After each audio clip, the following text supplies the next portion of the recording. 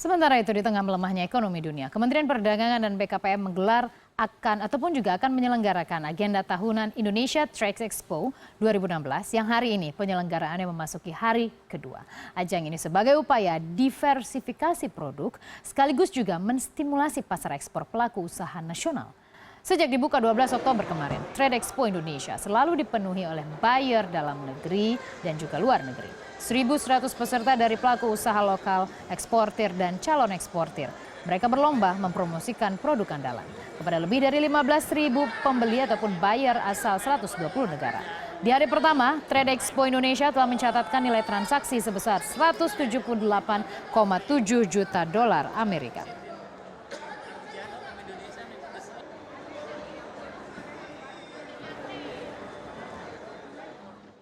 Lantas seperti apa perputaran uang di acara Indonesia Trade Expo yang tahun ini mengambil tema Indonesia Source of Natural and Creative Products? Kita langsung saja bergabung dengan produser lapangan CNN Indonesia. Sudah ada Daniar Akhri langsung dari J-Expo Kemayoran Jakarta. Halo Daniar, selamat sore. Saya lihat di belakang Anda ramai dan ini tampaknya menjadi salah satu juga momentum cukup baik untuk kita memperkenalkan produk-produk kita. Tapi informasi terakhir Anda dapatkan, berapa nilai perputaran uang ataupun transaksi yang terjadi hingga hari kedua hari ini?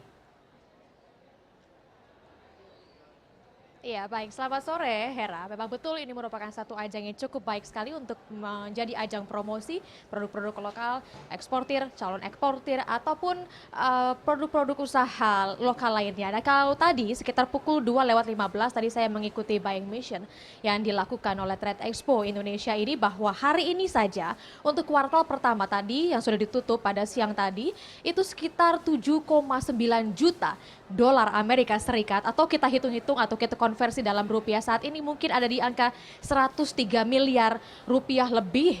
Tanda tangan kontraknya sudah dilakukan oleh pihak pelaku usaha lokal di Indonesia ya dalam rangka Trade Expo Indonesia ini dengan beberapa negara. Bisa disebutkan di sini ada negara Nigeria yang merupakan buyer terbanyak yang datang ke Trade Expo Indonesia ini, kemudian juga ada negara Australia yang juga memiliki jumlah cukup banyak sebagai buyer. Untuk sektor-sektornya tadi disebutkan bahwa ada sektor food and beverage yang menjadi satu sektor potensial, juga kemudian juga ada sektor kabel, dalam hal ini elektronik. Tapi kalau misalnya kita jumlahkan dengan yang sudah berhasil ataupun tercapai pada hari sebelumnya, itu hari pertama tanggal 12 Oktober kemarin, itu merupakan satu angka yang cukup signifikan. Jika hari sebelumnya tanggal 12 Oktober ada satu pencapaian sebesar 178,7 juta dolar Amerika Serikat.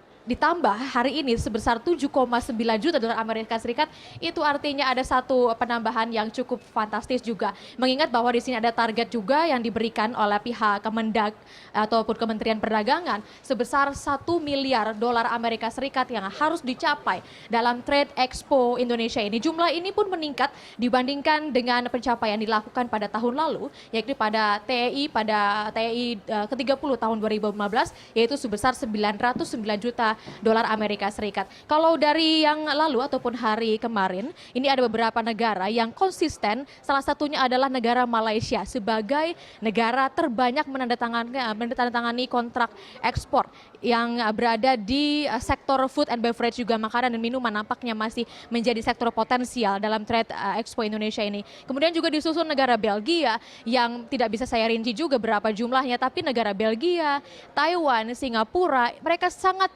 suka sekali dengan furnitur Indonesia sehingga sudah menandatangani eksportir kemarin. Kemudian juga untuk masalah dari negara Nigeria yang merupakan yang membawa 433 lebih buyernya, itu ternyata sangat mencintai bidang farmasi ataupun sektor farmasi di Indonesia, dan jumlah ini tentunya akan bertambah, angka-angkanya juga angka-angka rupiah ataupun dolar Amerika Serikat yang ada di Trade Expo ini juga akan terus berputar hingga penutupan yang akan dilakukan pada 16 Oktober 2016 nanti. Hera.